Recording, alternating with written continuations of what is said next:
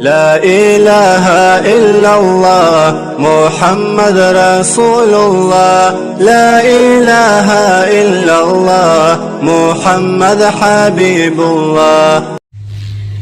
نحمده ونصلي على رسوله الكريم اما بعد اعوذ باللہ من الشیطان الرجیم بسم اللہ الرحمن الرحیم۔ آج کا عنوان ہے رحمت للعالمین، سرور کائنات، سرکار دو عالم، سرکار مدینہ محمد صلی اللہ علیہ وسلم کی سیرت مبارکہ کا تعارف۔ آپ صلی اللہ علیہ وسلم کی سیرت مبارکہ کا ہر لمحہ، آپ صلی اللہ علیہ وسلم کی زندگی کا ہر پل ایک ایسی شان رکھتا ہے جس کو نہ کوئی عالم، نہ کوئی مفتی، نہ کوئی تاریخ دان آپ کی شان کے مطابق بیان کر سکتا ہے۔ حتیٰ کہ ہم مسلمانوں کا یقین ہے اگر دنیا کے تمام پڑھے لکھے انسان آپ صلی اللہ علیہ وسلم کی سیرت مبارکہ کو لکھنا شروع کر دیں اور بیان کرنا شروع کر دیں، پھر بھی آپ کی شان کے مطابق نہ لکھ سکتے ہیں نہ بیان کر سکتے ہیں۔ صلی اللہ علیہ وسلم،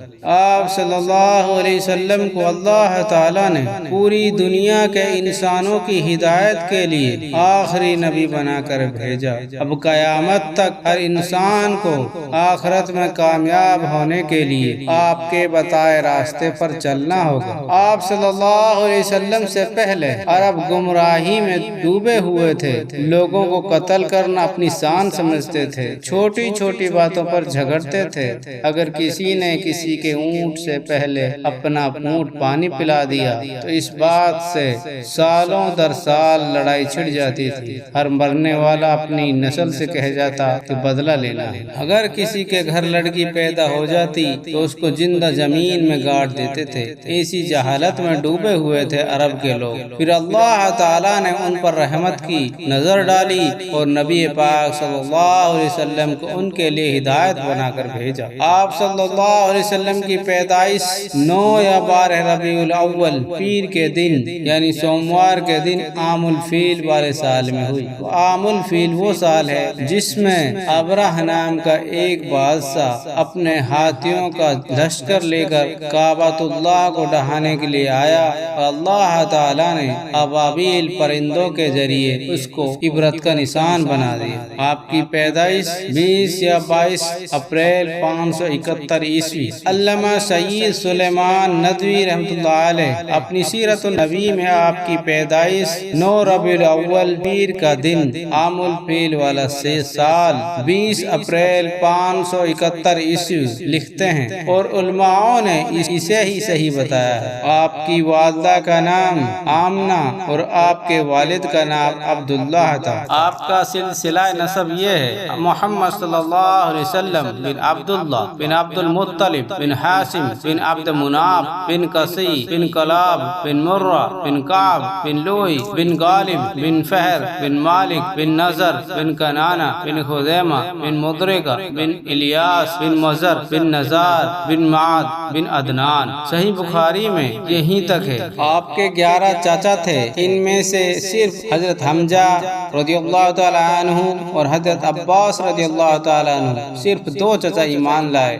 اور مسلمان ہوئے۔ آپ کی 6 پھوپھیاں تھیں، ان میں سے ایک پھوپھی صفیہ کے بارے میں آتا ہے کہ وہ مسلمان ہوئی۔ آپ صلی اللہ علیہ وسلم کے دادا عبد المطلب نے آپ کا نام محمد رکھا، آپ کی والدہ نے آپ کا نام احمد رکھا۔ آپ صلی اللہ علیہ وسلم نے سب سے پہلے اپنی ماں کا دودھ پیا، اس کے بعد سویبہ کا جو آپ کے چاچا ابو لہب کی باندی تھی، پھر آپ صلی اللہ علیہ وسلم نے حلیمہ رضی اللہ تعالی عنہا کا دودھ پیا۔ عرب کا دستور تھا کہ شہر کے لوگ اپنے بچوں کو دیہات میں دودھ پلانے کے لیے بھیجتے تھے تاکہ ان کے بچے کھلی اور صاف فضا میں رہ کر صحت مند رہیں اور ان کی زبان فصیح اور بلاغت والی بن جائے اور وہ خالص عرب بن جائے۔ حلیمہ رضی اللہ تعالی عنہا آپ کی پیدائش کے 8ویں دن مکہ آئی اور آپ کو اپنے ساتھ لے گئی۔ حلیمہ رضی اللہ تعالی عنہا آپ کو ہر 6 مہینے بعد آپ کو مکہ لاتی اور والدہ اور خاندان والوں سے ملاتی اور پھر واپس لے جاتی۔ اس طرح 2 سال تک آپ وہاں رہے۔ پھر حلیمہ رضی اللہ تعالیٰ عنہ آپ صلی اللہ علیہ وسلم کو آپ کی والدہ کے پاس لائی، مگر اس وقت مکہ میں وبا پھیلی ہوئی تھی، اس لیے آپ صلی اللہ علیہ وسلم کی والدہ نے آپ صلی اللہ علیہ وسلم کو حلیمہ رضی اللہ تعالیٰ عنہ کے ساتھ واپس بھیج دیا۔ آپ صلی اللہ علیہ وسلم مزید 2 سال اور حلیمہ رضی اللہ تعالیٰ عنہ کے پاس رہے۔ آپ نے 2 سال اپنے خاندان اور والدہ کی محبت کے سائے میں گزارے۔ آپ صلی اللہ علیہ وسلم اپنی والدہ اور ایمن کے ساتھ مدینے کا سفر کیا۔ آپ صلی اللہ علیہ وسلم 1 مہینے تک مدینہ میں رہے، اس کے بعد مکہ واپس ہوئے، لیکن راستے میں آپ صلی اللہ علیہ وسلم کی والدہ آمنہ بیمار ہو گئی اور ابوا کے مقام پر پہنچ کر انتقال کر گئی۔ اسی مقام پر دفن کر دیا گیا۔ افسوس، آپ کے والد تو پیدائش سے پہلے ہی فوت ہو چکے تھے۔ افسوس، آپ کی والدہ بھی فوت ہو گئی۔ 6 سال کی عمر میں آپ یتیم ہو گئے، لیکن اللہ تعالیٰ نے آپ صلی اللہ علیہ وسلم کی پرورش کا بہترین انتظام فرمایا۔ آپ کے دادا عبد المطلب کے دل میں بیٹوں سے بھی زیادہ آپ صلی اللہ علیہ وسلم کی محبت ڈال دی، لیکن افسوس، بہت پیار کرنے والا دادا بھی جب آپ کی عمر 8 سال 2 مہینے کی تھی فوت ہو گئے۔ اس کے بعد آپ صلی اللہ علیہ وسلم کے چچا ابو طالب نے آپ کی پرورش کی۔ آپ کے چچا ابو طالب بھی آپ سے بہت پیار کرتے تھے۔ جب آپ جوان ہوئے تو آپ نے تجارت شروع کر دی۔ آپ صلی اللہ علیہ وسلم ایک بہترین تاجر، ایک بہترین ساجی، نہ بحث کرتے تھے نہ جھگڑا کرتے، اور بے حد ایماندار، بے حد امانت دار، بے حد سچے۔ آپ کی سچائی اور سخاوت کی شہرت پورے مکہ میں پھیلی ہوئی تھی۔ آپ کی سچائی اور امانت داری کی شہرت سن کر قریش کی ایک معزز خاتون سیدہ خدیجہ رضی اللہ تعالیٰ عنہا نے تجارت کے لیے اپنا مال لے جانے کی پیشکش کی، اور نبی کریم صلی اللہ علیہ وسلم ان کا مال لے کر شام گئے۔ اپنی ایمانداری اور نیک فطرت کی وجہ سے خرید اور فروخت میں خوب نفع کمایا، اور اتنی برکت ہوئی کہ مکہ واپس آ کر امانت واپس کی تو خدیجہ رضی اللہ تعالی عنہا حیران رہ گئی۔ اس سفر میں آپ کے ساتھ خدیجہ رضی اللہ تعالی عنہا کا غلام مسیرہ بھی نبی کریم صلی اللہ علیہ وسلم کے ساتھ تھا۔ اس نے واپس آ کر خدیجہ رضی اللہ تعالی عنہا سے نبی اکرم صلی اللہ علیہ وسلم کی میٹھی میٹھی باتوں اور بلند اخلاق اور ایمانداری کی اس قدر تعریف کی کہ خدیجہ رضی اللہ تعالی عنہا اس قدر متاثر ہوئی کہ انہوں نے اپنے سہیلی کے ذریعے نبی کریم صلی اللہ علیہ وسلم کو شادی کا پیغام بھیجا۔ دونوں خاندانوں کے بڑے شامل ہوئے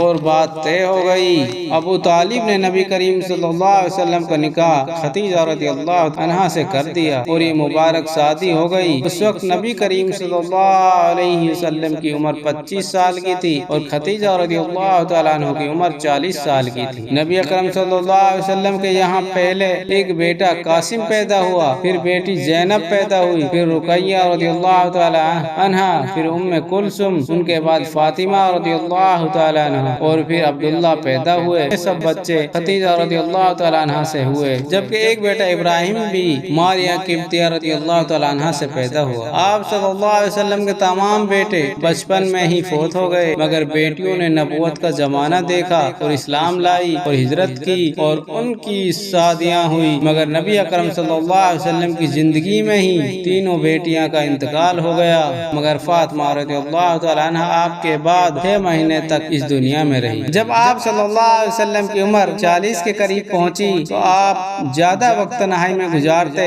آپ صلی اللہ علیہ وسلم مکہ قریب غار ہرا میں جاتے، وہاں بیٹھ کر تنہائی میں اللہ کی یاد میں مصروف رہتے۔ پھر وہ دن آیا جس دن اللہ تعالیٰ نے آپ صلی اللہ علیہ وسلم کو پوری دنیا کے انسانوں کے لیے ہدایت کا راستہ دکھانے والا بنا دیا۔ یہ رمضان کا مہینہ اور پیر کا دن تھا۔ آپ غار ہرا میں تھے، آپ پر حق آ گیا۔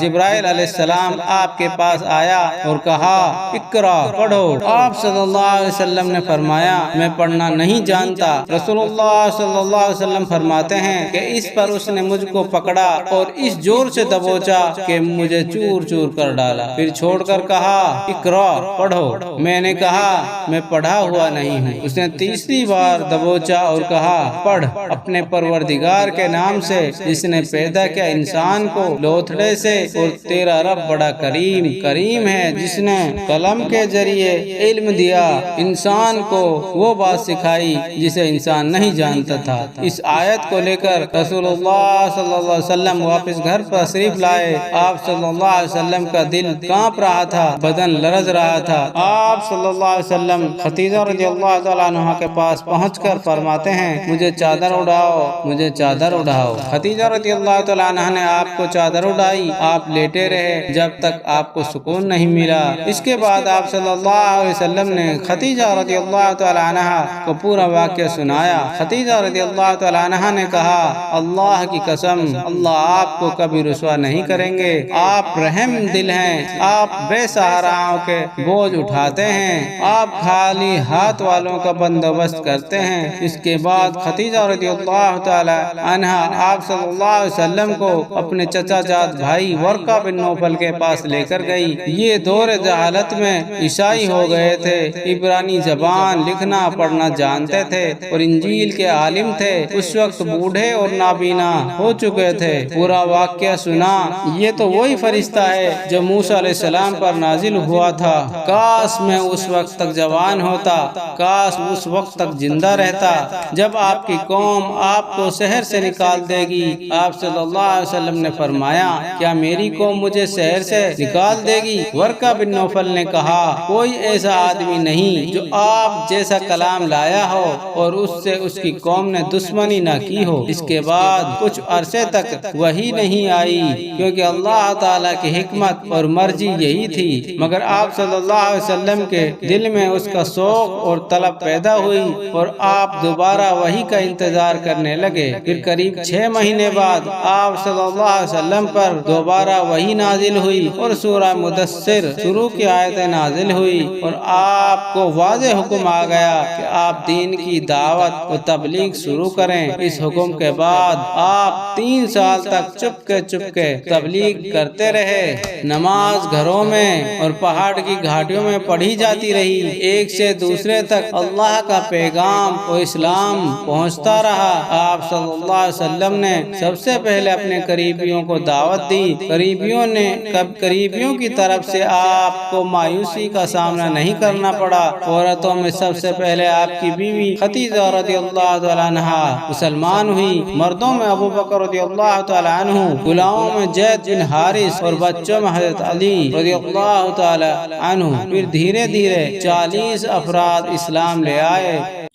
پھر اللہ تعالیٰ نے رسول اللہ صلی اللہ علیہ وسلم کو عام دعوت کا حکم دیا۔ بس پھر آپ صلی اللہ علیہ وسلم نے اللہ کے دین کی تبلیغ کے لیے اپنا آرام، اپنا سکون چھوڑ کر تمام عمر اور سارا وقت ساری انسان کی بہتری کے لیے، تمام مخلوق کی بھلائی کے لیے، دن رات شام سویرے ہر لمحہ اللہ تعالیٰ کی طرف سے دی جانے والی ذمہ داری کو ادا کرتے ہوئے گزار دی۔ آپ صلی اللہ علیہ وسلم صبح سویرے صبا پہاڑ پر چڑھ گئے اور بلند آواز سے پکارا، یا صباحا یا صباحا۔ قریش کے تمام خاندان کے لوگ آپ کی طرف دوڑ پڑے۔ جب سب اکٹھا ہو گئے، آپ صلی اللہ علیہ وسلم نے کہا، اے قریش کے لوگوں، اگر میں تم سے یہ کہوں کہ پہاڑ کے پیچھے ایک لشکر تم پر حملہ کرنے کے لیے تیار ہے تو کیا تم میری بات مان لو گے؟ سب نے جواب دیا، ہاں مان لیں گے، کیونکہ ہم نے آپ کو ہمیشہ سچا پایا ہے۔ آپ صلی اللہ علیہ وسلم نے فرمایا، سنو، میں تمہیں ایک سخت عذاب سے پہلے خبردار کرنے کے لیے بھیجا گیا ہوں۔ میں تمہارے لیے دین اسلام لایا ہوں۔ آپ کا چچا ابو لہب بھی وہاں تھا، اس نے یہ بات سنی تو اس کو غصہ آ گیا۔ بس پھر کیا تھا، آپ صلی اللہ علیہ وسلم کی تکلیفوں، مشکلوں اور امتحانوں کا دور شروع ہو گیا۔ عرب کے سردار، خاص کر ابو جہل اور ابو لہب، یہ بات کب برداشت کر سکتے تھے کہ ان کے خداؤں اور ان کے رسم و رواج اور ان کے خیالات کے مقابلے میں کوئی اور بات سامنے آ جائے۔ وہ ہر طرح سے آپ صلی اللہ علیہ وسلم کو تکلیف پہنچانے لگے، مگر ہم اور ہمارے ماں باپ رسول اللہ صلی اللہ علیہ وسلم پر قربان۔ آپ صلی اللہ علیہ وسلم صبر اور استقامت سے سب کچھ سہتے رہے، لیکن اسلام کی تبلیغ سے پیچھے نہیں ہٹے۔ پھر جب مکہ کے لوگ مسلمان ہونے لگے، مکہ مکہ کے سرداروں کو اور غصہ آ گیا کہ یہ ہماری اجازت کے بغیر اپنے باپ دادا کا دین کیوں چھوڑ رہے ہیں؟ جو مسلمان ہوتا اس کو مارتے، پیٹتے، رسیوں سے باندھ دیتے، لٹکاتے، تپتی ریت پر گھسیٹتے، جلتے ہوئے انگاروں پر گھسیٹتے، لیکن یہ مارنے والے تھک جاتے۔ آپ صلی اللہ علیہ وسلم کے صحابہ ایمان سے پیچھے نہیں ہٹتے۔ جب حج کا زمانہ آتا تو آپ صلی اللہ علیہ وسلم حاجیوں کے ہر مجمع میں جاتے، ان کے ہر ڈیرے پر جاتے، ان کے ہر پڑاؤ پر جاتے اور کہتے، لوگو لا الہ الا اللہ کہو، کامیاب ہو جاؤ گے۔ قریش کا ظلم و ستم بڑھتا گیا، لیکن آپ نے ڈٹ کر ہر مشکل، ہر مصیبت کا مقابلہ کیا۔ مگر کفار مکہ اپنے لوگوں کو مسلمان ہوتے کہاں دیکھ سکتے تھے۔ مکہ کے سرداروں نے مل کر بنو ہاشم، بنو مطلب کا بائیکاٹ کر دیا اور صحابہ ابو طالب یعنی ایک گھاٹی میں آپ صلی اللہ علیہ وسلم کو، آپ کے چچا کو اور آپ کے خاندان اور آپ کے صحابہ رضی اللہ تعالی عنہ اجمعین کو قید کر دیا۔ آپ 3 سال تک اس قید میں رہے۔ آپ نے 3 سال تک یہ سختی، تنگی، تکلیف، بھوک اور پیاس برداشت کی، مگر اس 3 سال کی قید نے آپ کے خاندان اور آپ کے صحابہ کی صحت پر سخت اثر ڈالا۔ آپ کا چچا ابو طالب اور خدیجہ رضی اللہ تعالی عنہا ایک دوسرے کے بعد انتقال کر گئے۔ یہ نبی کریم صلی اللہ علیہ وسلم کی عمر کا اس کو عام الحزن یعنی غموں کا سال کہا گیا۔ قریش اپنی شرارتوں سے باز نہیں آئے اور آپ صلی اللہ علیہ وسلم کو تکلیف دینے کا کوئی موقع ہاتھ سے نہ جانے دیتے۔ اب آپ مکہ سے دور کی بستیوں میں جاتے اور دعوت دیتے۔ آپ صلی اللہ علیہ وسلم طائف میں تبلیغ کے لیے تشریف لے گئے۔ وہاں کے لوگوں نے بھی آپ صلی اللہ علیہ وسلم کے ساتھ اچھا سلوک نہیں کیا، مگر آپ صلی اللہ علیہ وسلم مایوس نہیں ہوئے۔ آپ مکہ کے ارد گرد قبیلوں اور سرداروں کو اسلام کی دعوت دیتے۔ اس محنت کے نتیجے میں نبوت کے 11ویں سال میں بہت بڑی کامیابی یہ ملی کہ حج کے دنوں میں مدینہ کے کچھ لوگ مکہ آئے۔ آپ صلی اللہ علیہ وسلم نے انہیں اسلام کی دعوت دی۔ یہ لوگ مسلمان ہو گئے اور مدینہ میں آپ صلی اللہ علیہ وسلم کا پیغام اپنے ساتھ لے گئے، جس کی وجہ سے مدینہ کے ہر گھر میں رسول اللہ صلی اللہ علیہ وسلم کا چرچا ہو گیا۔ بے شک یہاں سے اس پاک مقصد کو نیا رخ ملا اور اسلام کے عروج کا دور شروع ہوا۔ نبوت کے 12ویں اور 13ویں سال مدینہ سے آنے والے لوگوں نے نبی کریم صلی اللہ علیہ وسلم سے ملاقات کی اور آپ کو مدینہ تشریف لانے کی دعوت دی۔ اس طرح پہلے رسول اللہ صلی اللہ علیہ وسلم نے مکہ کے مسلمانوں کو اجازت دی کہ وہ مکہ چھوڑ کر مدینہ ہجرت کر جائیں۔ آخر میں خود رسول اللہ صلی اللہ علیہ وسلم نے مکہ کو چھوڑ کر مدینہ جانے کا فیصلہ کیا۔ کفار کو مسلمانوں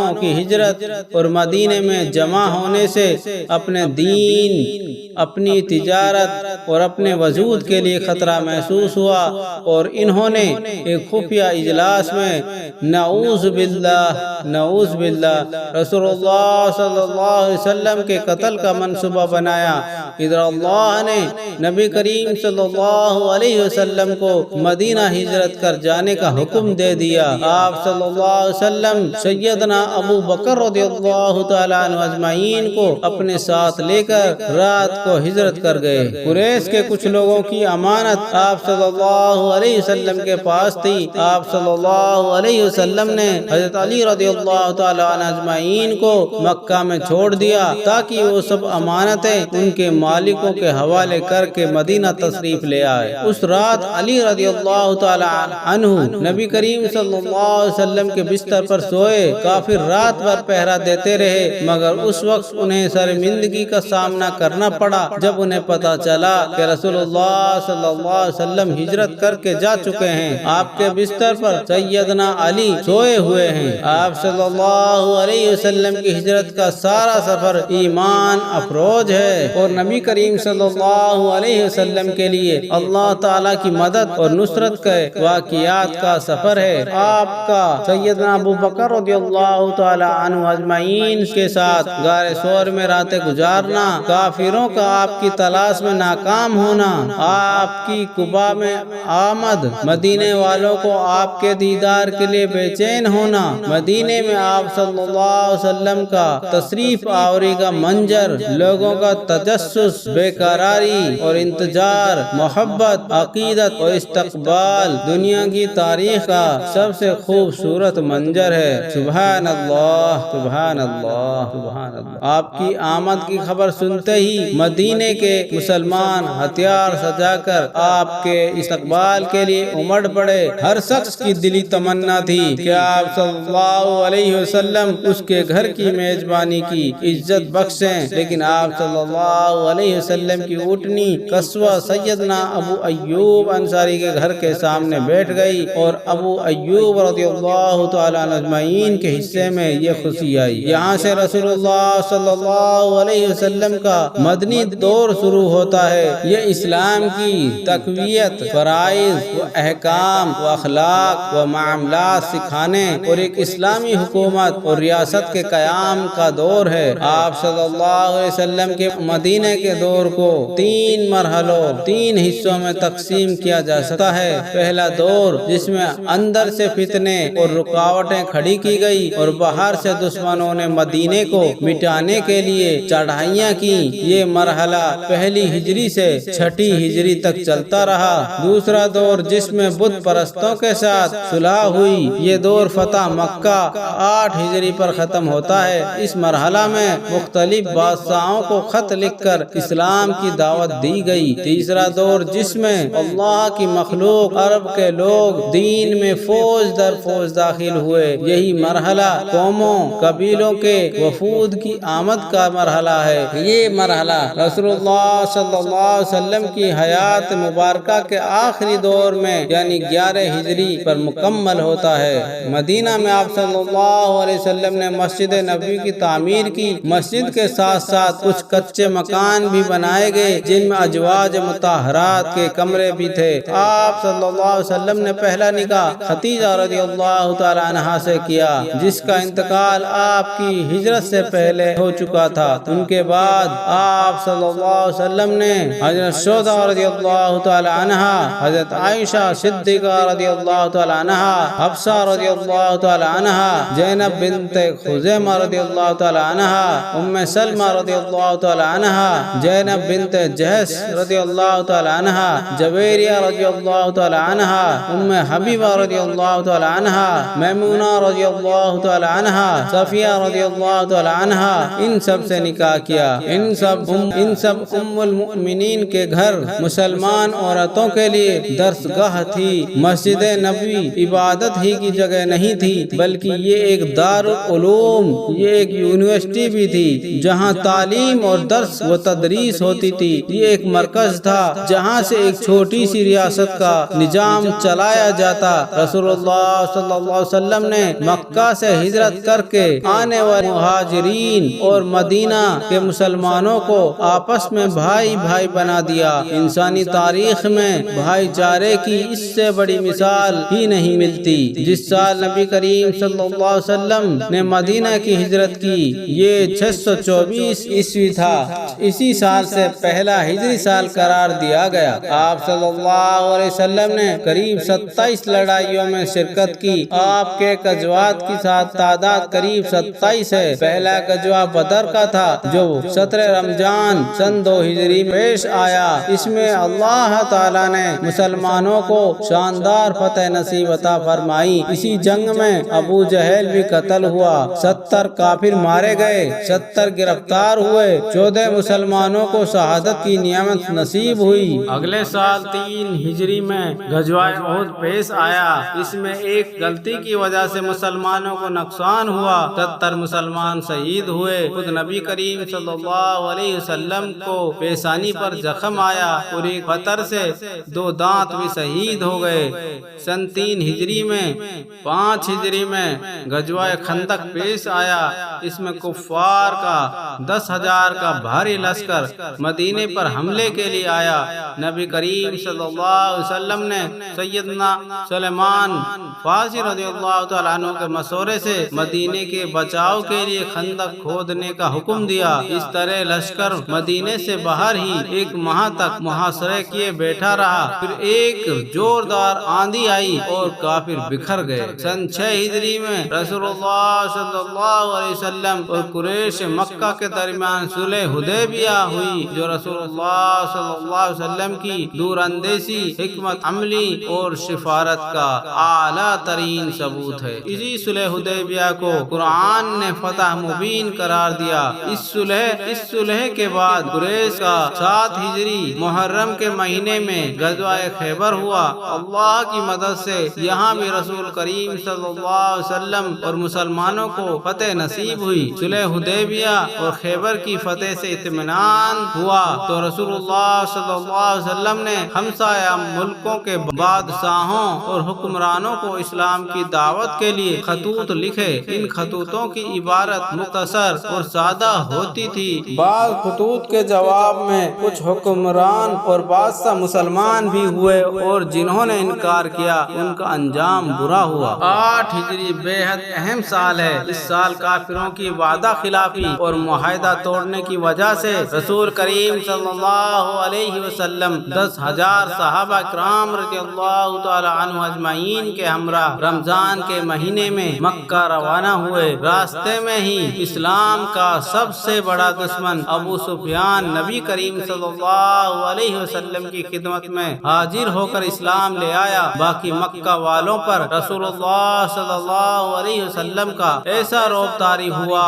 کہ مقابلے کی جرت نہ کر سکے، اس لیے بغیر کسی جنگ کے مکہ فتح ہو گیا۔ رسول کریم صلی اللہ علیہ وسلم نے اس موقع پر رحمت للعالمین ہونے کی وجہ سے اپنے بدترین دشمنوں کو بھی معاف کر دیا۔ خانہ کعبہ کو بتوں سے پاک کیا گیا، تمام لوگوں کو پناہ دے دی گئی۔ اسی سال اگلے مہینے یعنی شوال میں غزوہ حنین پیش آیا، اس میں بھی مسلمانوں کو فتح نصیب ہوئی۔ 9 ہجری ہی میں حج فرض ہوا۔ اسی سال پورے عرب کے قبیلوں اور خاندانوں نے اپنے اپنے نمائندے بھیجے، اور جب وہ آپ صلی اللہ علیہ وسلم سے ملاقات کرتے تو بے ساختہ پکار اٹھتے، اللہ کی قسم یہ چہرہ کسی جھوٹے نبی کا نہیں ہو سکتا۔ اس کے بعد مسلمان ہو جاتے۔ 10 ہجری اس سال رسول کریم صلی اللہ علیہ وسلم کی طرف سے اعلان ہوا کہ اس سال ہم حج کو جائیں گے، چونکہ آپ صلی اللہ علیہ وسلم نے ایک ہی حج کیا تھا اور اس کے بعد دوبارہ حج نہیں کر سکے، اس لیے اسے حجۃ الوداع بھی کہا جاتا ہے۔ حج کے موقع پر انسانوں کے ٹھاٹے مارتے سمندر سے آپ صلی اللہ علیہ وسلم نے ایک خطبہ ارشاد فرمایا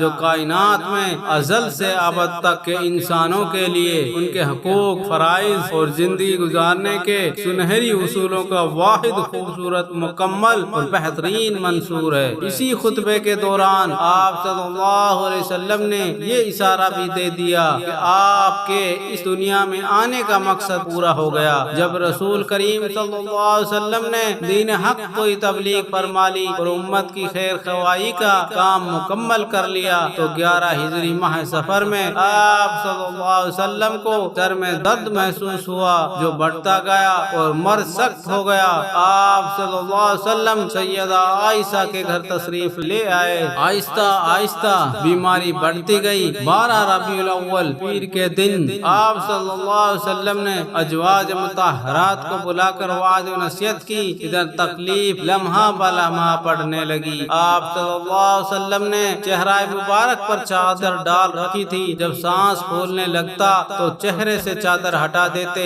آپ صلی اللہ علیہ وسلم کے سامنے کٹورے میں پانی تھا، آپ صلی اللہ علیہ وسلم پانی میں دونوں ہاتھ ڈال کر چہرہ پوچھتے جاتے اور فرماتے جاتے، اللہ کے سوا کوئی معبود نہیں، موت کے لیے سختیاں ہیں۔ پھر 3 بار فرمایا، اے اللہ، اے رفیق الاعلی، اور روح پرواز کر گئے، ہاتھ جھک گئے اور آپ صلی اللہ علیہ وسلم اپنے رفیق الاعلی سے جا ملے۔ یہ پیر 12 ربیع الاول ہجرت کا 11واں سال تھا۔ اس وقت آپ صلی اللہ علیہ وسلم کی عمر 63 سال پوری ہو چکی تھی۔ انا للہ و انا الیہ راجعون۔ صحابہ اکرام اور آپ صلی اللہ علیہ وسلم کے گھر والے، ان سب کی دنیا ہی تاریخ ہو گئی، قریب تھا کہ وہ اپنے حواس کھو بیٹھے۔ جو جانثار آپ کی ایک نگاہ اور ایک اشارے پر اپنی جانیں تک قربان کرنے کے لیے تیار ہو جاتے تھے، ان کے لیے تو یہ بہت بڑا حادثہ اور صدمہ تھا، لیکن آپ صلی اللہ علیہ وسلم نے ہی انہیں صبر کی بہترین تربیت دی تھی اور بالآخر ان سب کو صبر کرنا پڑا۔ اگلے روز آپ صلی اللہ علیہ وسلم کو غسل دیا گیا اور سیدنا عائشہ رضی اللہ تعالی عنہا اجمعین کے حجرے میں، جہاں آپ صلی اللہ علیہ وسلم نے وفات پائی تھی، آپ کو دفن کیا گیا۔ یہی حجرہ